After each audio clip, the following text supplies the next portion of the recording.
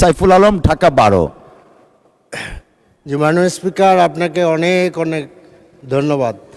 একই সাথে আমার ঢাকা 12 আসনের সমস্ত ভাই বোন এবং ছোট ছোট বাচ্চারা যারা সবসময় আমাকে ঘিরে থাকতো ইলেকশনের সময়, তাদেরকে ধন্যবাদ জানাচ্ছি। তো আমি যে বিষয়টা বলতে চাচ্ছিলাম, যেটা অতি গুরুত্বপূর্ণ, সেটা হলো যে গতকালকে আমাদের মাননীয় সড়কমন্ত্রী ঈদ যাত্রা সম্পর্কে একটা বিবৃতি দিয়েছেন। সেখানে তিনি বলেছেন যে ঈদ যাত্রার স্বস্তি ছিল। তো ঈদ যাত্রার স্বস্তিটা একটু আমি আপনাদের সামনে বলতে চাই আপনাদের মাধ্যমে। আমাদের আর বিআরটি এর রিপোর্ট অনুযায়ী এই ঈদ যাত্রায় 170 জন মারা গেছে, আর হলো যাত্রী কল্যাণ সমিতির রিপোর্ট অনুযায়ী 370 জন। এরপরে আমরা দেখলাম যে দৌলতদিয়া একটা আস্ত বাস পানির নিচে চলে গেল।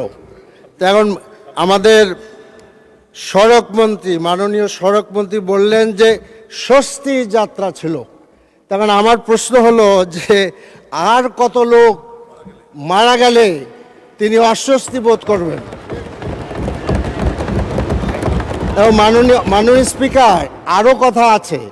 এবং এই যে দৌলতদিয়ায় এত মর্মান্তিকভাবে লোক মারা গেল, সেখানে সড়কমন্ত্রী গেলেন না।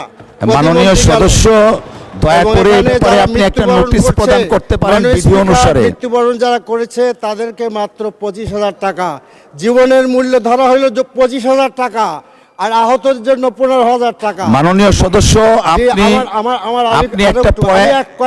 আপনি নোটিশ প্রদান করতে পারেন, তারপরে আমরা বিবেচনা করব। অসংখ্য ধন্যবাদ মাননীয় সদস্য। কয়েক সেকেন্ড আমি চাচ্ছি। এখন আমার প্রশ্ন হলো যে এইরকম একটি কন্ট্রাক্টরি উনি বিবৃতি দিলেন, কারণ সড়ক মন্ত্রী কি এ ব্যাপারে, আমরা যে ওয়েস্ট মিনিস্টার ফলো করি, ব্রিটেন হইলে তো তিনি পদত্যাগ করতেন। তিনি এরকম কোনো চিন্তা করবেন কিনা?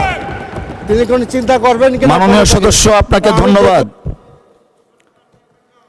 মাননীয় সদস্য, আপনাকে ধন্যবাদ।